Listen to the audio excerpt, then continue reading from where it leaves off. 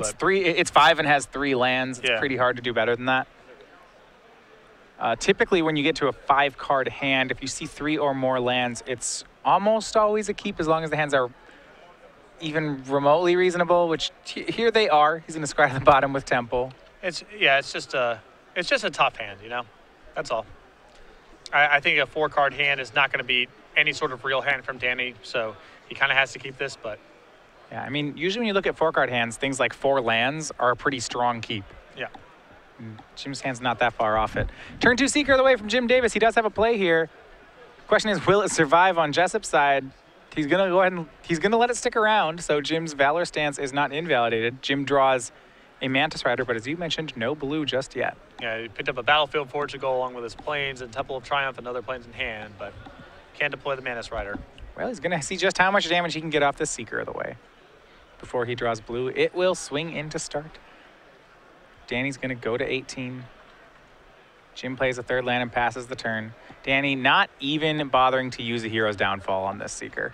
Yeah, he would have done it on the main phase of his 3rd turn, I think, to play around something like Valorous Stance, and I think he's just seeing no reason to pull the trigger anything. on. Yeah, This is a 2-2 for 2. Danny can take many hits off this. And Jim for the draw hits Goblin Rabble Master. That's not bad here. Hits a 4th land. as far as 5-card hands go, you know, Jim is missing blue mana, but this is not shabby. I would be surprised if he was able to win this game, but he's at least going to be able to play a little bit. So here comes Seeker of the Way. 2 more damage in. Jane Jessup's more than happy to take it. He's down to 16. And Jim, he knows how good that Rabble Master is. He's going to have to protect it. He doesn't want to play it till it can have a Valor stance behind it. He'll pass the turn. Danny will just play a land and pass back. See Danny 2 dig through times. Garruk, Hero's Downfall. And in a lot of ways, this is a hand, I think, that with a 7-card hand, Jim would have had a great shot at beating. Danny does not have much action. He has just 1 Removal Cell and Hero's Downfall, and since then he's just drawn more lands and more dig through times. He could have been aggroed out. No, I agree. And Jim with an interesting draw this turn of Outpost Siege. I still think he just wants to hold up Valorous Stance. Just keep chipping away here and be able to play this Valorous Stance for profit, like if Danny pulls the trigger on Hero's Downfall. Yeah. So now the Seeker does swing in. Now Danny goes for Hero's Downfall. If you're Jim, how much do you suspect a Disdainful Stroke? Danny hasn't downfalled this any of the previous turns, but now that he's on 5 mana, he does. It is suspicious. Yeah, it's on his radar, but I think that Jim is going to not go through too many hoops to play around things because he's on 5 cards and doesn't have a lot of option to do so. Sure. Jim with his first choice here. He can Valor Stance or he can go for an Outpost Siege post-combat. We'll see the route he takes. But Downfall being pointed at Seeker of the Way. Does Jim want to do anything about it?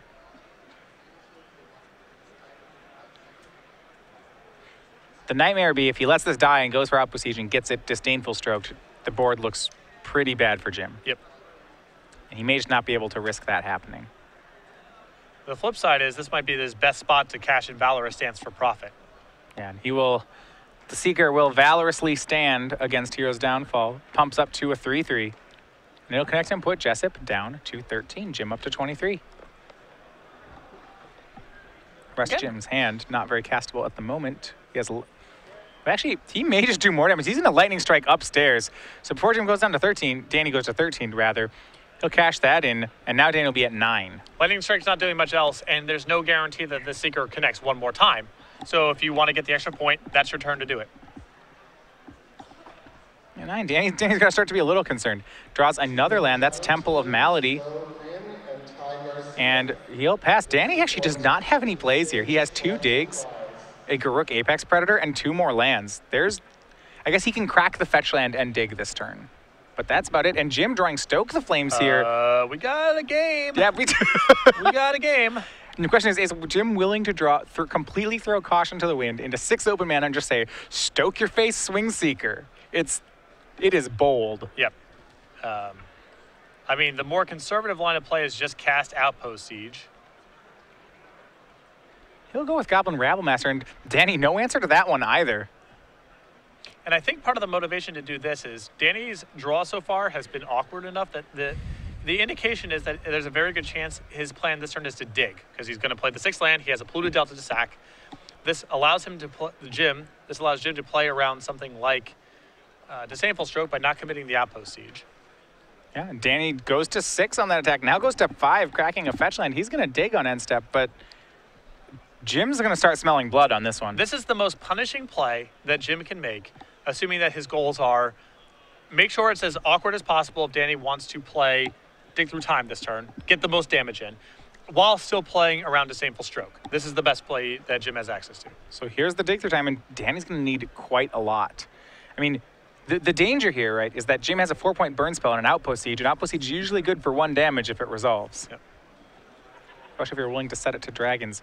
See, on Danny's side, it is more lands, Disdainful Stroke, Hero's Downfall. He's got a lot of his choice of removal spells, but this is not an easy board to clean up, especially not when you're at 5 and your opponent has a 4-point burn. And yeah, he'll take the Downfall and the Disdainful Stroke. He was really looking for Crux of Fate or something along those lines. If he taps out for Garrick, I believe he just dies on the way back. I mean, Disdainful Stroke's a great pickup. That Stoke the Flames in Jim's hand needs to be, can't resolve. It needs to be countered. So now at least Danny has the counter spell for it. The opportunity cost for Danny to leave up 2 mana this game is pretty high. Now, Satyr Wayfinder is a nice drop because he gets to go to land number 7. He still gets to hold up the Hero's Downfall and the Disdainful Stroke and get a blocker into play. So even though it's turn 7 or whatever it is, that's a nice draw. Yeah, 6 lands in play. He has Satyr Wayfinder, Hero's Downfall, Disdainful Stroke. He could play all of them in 1 turn. Does have untapped land in hand of Llanowar Wastes, but he's at 5. Has to be concerned with how this game's turned out. I mean, Jim still has cards in his hand. If he draws blue mana, Jim can just jam Manus Rider. I mean, there's a lot of things that can go wrong here for Danny. Here's Llanowar Wastes. Danny is going to go for the Apex Predator, and that's going to kill him, I believe. Apex Predator will deal, Danny will go up to 7. Jim has 3 damage on the board and 4 more in hand. We got a game. Not only do we have a game, but we have the end of a game. Yet another win on a mulligan to 5 or less this weekend. We've seen plenty of it. And there you go. Jim shows the Stoke the Flames, and what a steal on a mull to 5 on the draw. Jim Davis never finds a blue source and doesn't care. He takes game 1 off Jessup. And, you know, Jessup decided to make his bet early on in the game with the Seeker the way. He could have just tapped it on his 3rd turn to remove it, and that Seeker ended up doing, I believe at final count, 10 points of damage. Yeah, if you count that last turn, it's 10 points of damage from Seeker. Which is, you know, half of his life total. That's a lot. And, you know, and there's a lot of ways I think, you know, even on that last turn, if Danny can play Wayfinder, downfall the Rabble Master, and then hold up Disdainful Stroke, and I think he's got more game right there. He's not good, but he's not dead. Yeah, I think he just sort of decided I'm going to try to stabilize this game as fast as possible. If Stoke's not in Jim's hand, I'm fine. It's optimistic. I don't know. It feels very optimistic to me to think that Garrick play isn't going to kill you. I agree. It is optimistic's the right word for it. All right. Well, they're gonna go to sideboard here. We've talked about this one yesterday, but let's look at this one again. We go back over to Jessup's side. He does have cards like Courser of Krufix in the sideboard, and figure that's actually something pretty good against Jeskai aggro. Yes, he's got a Pearl Lake Ancient and Aether Spouts, a Disdainful Stroke, 2 Negates, 2 Farika's Cures, 2 Tassiker, the Golden Fang, a Kiora, and 2 copies of Drowned Sorrow. I like the Drowns in this matchup. Jim's got a lot of small creatures. I think the Tassikers and the Courser of Krufixes are okay, but it's worth knowing that Jim has the option of sideboarding up to 4 copies of Valorous Stance, which really takes away some of the impact of those cards. Now, card like also Farika's Cure, that's a pretty excellent card for this matchup. Great removal spell, Jim. Again, a lot of 2-types creatures. He's an aggressive deck. He's trying to burn Danny out. Farika's Cure does a lot of good work. All right, on Jim Davis's side, Disdainful Strokes are pretty excellent against a deck that's trying to resolve cards like Dig Through Time. You're going to see post-board, I imagine, Danny's strategy of kill spells and into Dig Through Time is going to be attacked. Yeah, absolutely. The Treasure Cruise will be coming in here.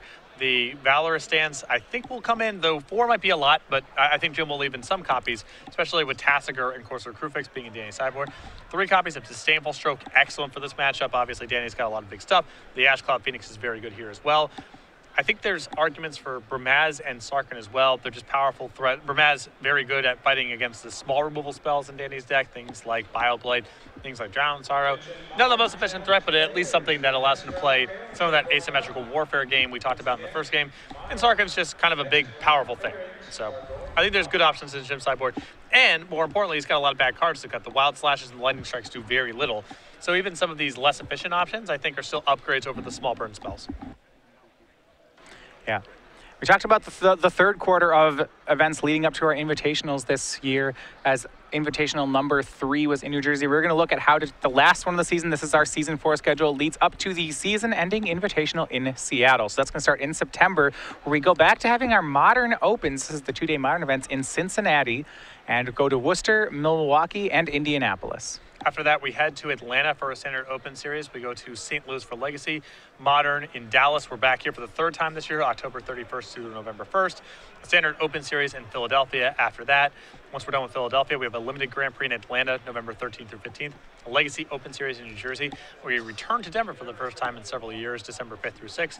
This is a 4 Invitational in Seattle with a Standard Open Series and Standard and Modern as the Invitational formats, 11th through 13th of December. And then, of course, at the end of the year, the Players' Championship in Roanoke, Virginia, December 19th and 20th. And that is our schedule for all of 2015. Remember, we go back to that Players' Championship, which it looks like Jim Davis is going to be joining us. Looking pretty good, particularly after stealing game 1 over there. Yeah, Jim Davis certainly got a fire lit after last year's Players' Championship. He was one of the first 4 players to exit from the event, prepared for the event, and really, I think, felt like he wanted to improve on it this year and punching his ticket once again early in the year. Yeah, it's a big priority. I know that Jim was disappointed with his performance at the Players' Championship. It's a tournament he was building towards the entire year, didn't have the run that he wanted there, and a big priority is to get back there and to do well. Step 1, obviously, is getting back there. And to that end, Jim has definitely committed himself to going to as many Opens and IQs as possible. Has had a very good run, an Open Series win, his first earlier this year, and perhaps on the cusp of winning his 2nd Open in Season 1. I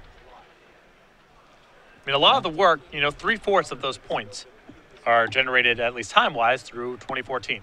And Jim did have a really strong end of the last season. But he has not been resting on his laurels by any stretch. He has been going to a bunch of Opens, performing very well at them, and of course the IQ circuit in New York, a fixture in that scene as well. And in a lot of ways, you see Danny Jessup doing the same thing. Remember, Danny, with his top 4 finish in the Seattle Invitational, was just 2 matches away from making it to the Players' Championship himself. He was the last at-large player not to make it into the Players' Championship. Finals appearance. He lost to Dylan Donegan in the finals and beating Jim in the top 4.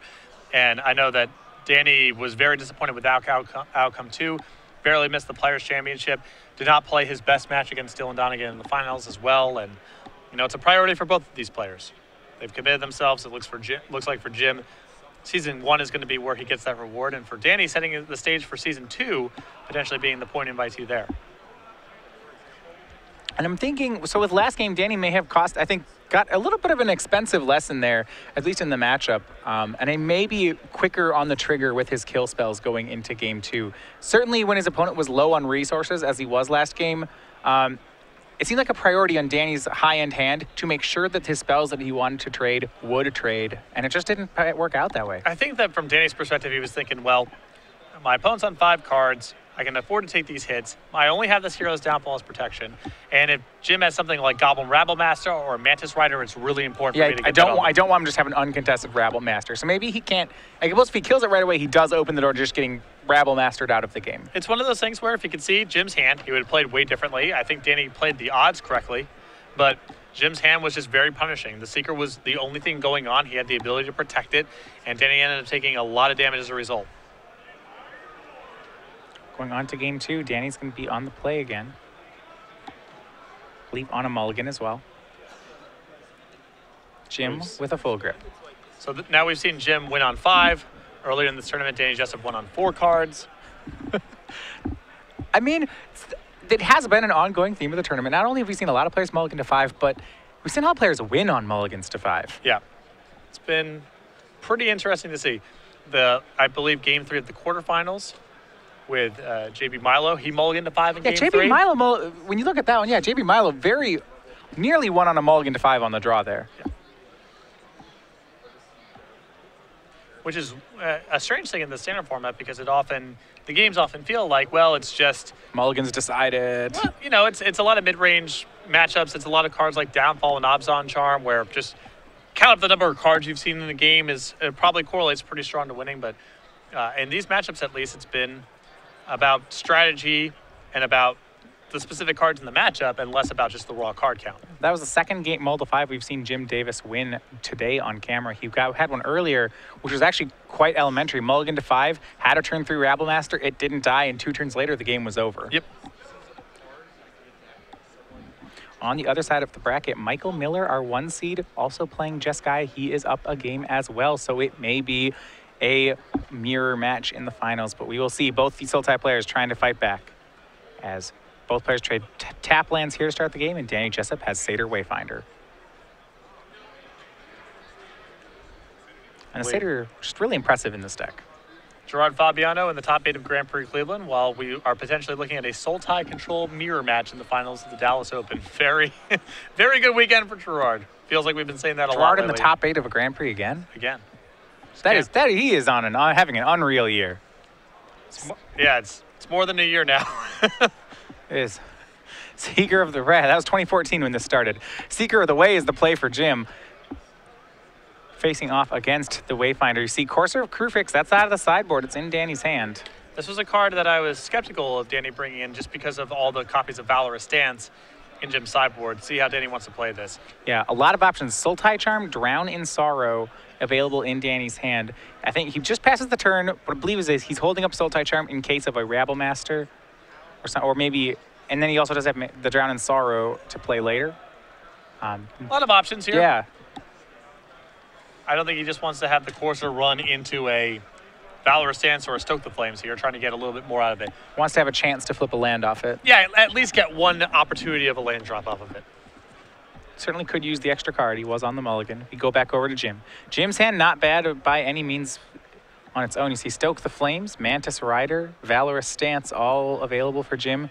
And, well, it's hard to pass up a turn 3 Mantis Rider, so Jim won't do it. He'll play Mantis Rider, goes to 19, but puts Jessup to 17. And Matt talked about the asymmetrical warfare. Jim's deck's not great at playing it, but when it is good, it's good. So you see Mantis Rider here facing off against Drown in Sorrow and Sultai Charm. Yeah, when it doesn't take that many hits from Mantis Rider for it to do its work. Even if Danny's able to untap and find an answer, it's a lot of damage. And this deck can really compound it with Stoke the Flames. And if Jim gets to untap, then Valorous Stance becomes online. Yeah, Danny deciding if he wants to just, I think if he wants to just Sultai Charm or chump the Seeker. He'll chump Seeker with the Satyr Wayfinder. Go down to 17. Be a pass. Jessup. I think now he's debating if he wants to fire off Sultai Charm to draw 2. Well, he's got a Crux of Fate in his hand, and I wonder if his plan is to try to get to turn 5, but that seems pretty ambitious to me. Yeah, Farika's Cure is his draw for the turn. He'll go ahead and crack Polluted Delta. Looks like he wants to make his way toward Courser. And, man, he has removal, but it's just this Mantis Rider is a problem. Well, I think that Danny may just go and Farika's Cure the Seeker of the Way this turn anyway and just give up on the Courser. I don't know. But once Jim untaps, he's got Disdainful Stroke and Valorous Stance in his hand. So this Mantis Rider is likely to stick around for a very long time. We're looking at just Bioblight as clean answers. Yeah, I mean, it's liable to stick around for the whole game. Yeah. Temple into play, so it's probably not going to be the Courser at this point. Yeah, I think this is looking like Farika's Cure or just passing with the intent on using Crux of Fate the next turn. Puts a lot of pressure on Crux of Fate, and like I said, I like what Jim has done here. A boatload of removal spells for Danny, but nothing he can really cast and do much with. He'll take the Farika's Cure play, though. I thought there was actually a chance that turn that Danny would just go ahead and use Drown in Sorrow instead. It's more mana efficient this turn. He gets to scry, and it keeps an instant in his hand instead I of actually a sorcery. agree. Because also the Farika's Cure is much better at teaming up with other kill spells to kill Mantis Rider as well. It's a better response to Goblin Rabble Master. There's a lot of... Also, if Danny gets to the spot where he's holding up Disdainful Stroke, then Farika's Cure is much more potent to pair with Disdainful Stroke than Drown Sorrow is. I don't know, especially once Danny scries to the bottom off the scry land, then I kind of want to scry again. I don't know. Well, here comes Mantis Rider for 3 more. Danny down to 15. Look at Jim. He does not have any other plays, but he's just going to hold up. This is a protect the Mantis Rider strategy if you've ever seen one. Valorous Stance and Disdainful Stroke running defense for it. Yeah, there's no rush. And Danny with a decent plan against it. If you can't kill it, maybe you can just create some value and life gain through it. He'll play Courser of Krufix for the turn. And I do like how this lines up. Yep. Although this is a good opportunity for Jim to, say, stoke the Courser of Krufix and then still untapping it to leave up Disdainful Stroke and Valorous Stance. That's asking a lot of Danny to get through. Danny with a tap land here. It's going to be Temple. Temple of Deceit. Danny gains life up to 16. Now we will, looks like he's going to keep the dig through time on top. Stocked graveyard, pretty hard to say no. Yep. And Jim's going to stoke at the courser. Can't go upstairs yet. The courser would probably just gain the 4 life back. And Jim has a draw. He does hit a land for the turn. It's a temple. And Jim is protecting the Mantis Rider well, but there's some danger. He knows Danny's about to draw the dig through time. And if it finds a Bile Blight, then Jim can't really protect from that one. I imagine that Jim's going to be using Disdainful Stroke on the dig. Yeah. Even if he gets hit with Crux of Fate, he has so many resources in his hand. He's got a Rabble Master to follow up with. I don't think he really cares that much about just getting hit with, you know, a 1-for-1 removal spell on the Mantis Rider. If this thing goes all the way, great. But I think Jim's got enough tools to work with where he doesn't have to bank on that. Yeah. Because his land comes into play tapped, it means that Disdainful Stroke will leave him vulnerable to Hero's Downfall, but, you know, that's not the 3-mana kill spell Danny has. He has the Sultai Charm instead. So a Scry from Jim, and just a pass again. 3 more damage. Jessup down to 13.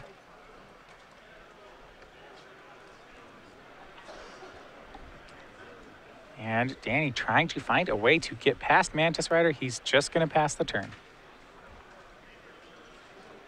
This does overload Jim's mana again on the Disdainful Stroke. Yeah, this probably opens up a path for Crux of Fate if Jim does not have 2 copies of Disdainful Stroke. Because I suspect Jim is going to fight over this one. So yeah, he's waiting to do this fight on Jim's upkeep, it looks like. So 2 mana, that's going to be for dig through time. And we'll see if it resolves. It would be hard for Jim to let it resolve, and he will not. Disdainful Stroke will take care of it. Jim will get to play a turn. The only card that Danny can play right now is the Sultai Charm in his hand. Takes 3 off Mantis Rider. Jessup is down to 10. And just another pass by Jim, not letting down Valorous Stance. Yep. I like the Sultai Charm here from Danny. He needs to find help, and the Drowned Sorrow in his hand is not worth very much, so he has an easy discard. Yeah, this feels a lot like drawing 2 cards. He did. They were 2 lands, though. He also has a easy discard in Basic Island. And draws Satyr Wayfinder for the turn.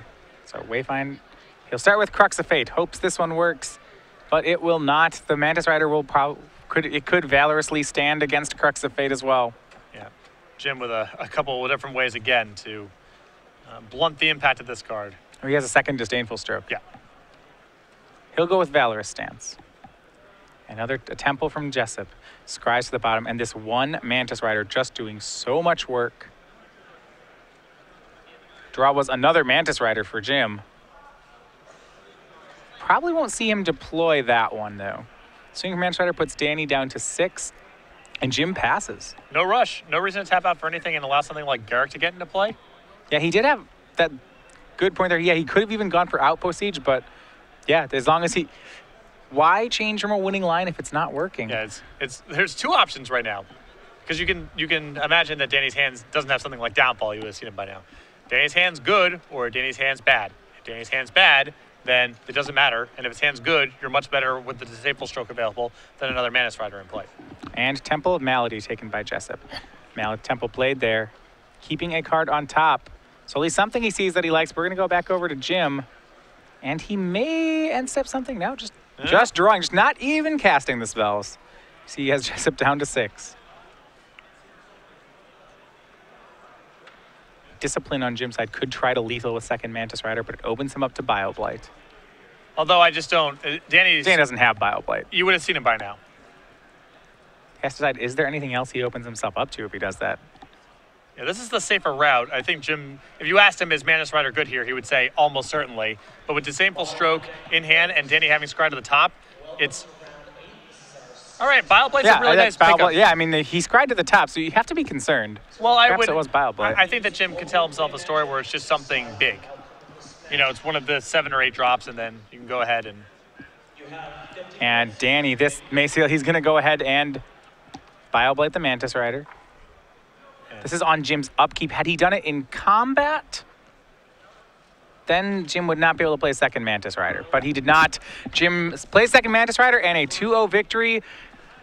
Number 1 seed Jim Davis, he is headed on to the finals. And you can see the value of the counterspells post-forward as he just played a super efficient game there.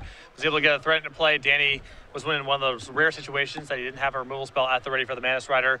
Dealt a bunch of points of damage, and once Jim got to untap with Valorous Stance and Disdainful Stroke, just played a much more efficient game than Danny could. Yeah, and you've seen it right now.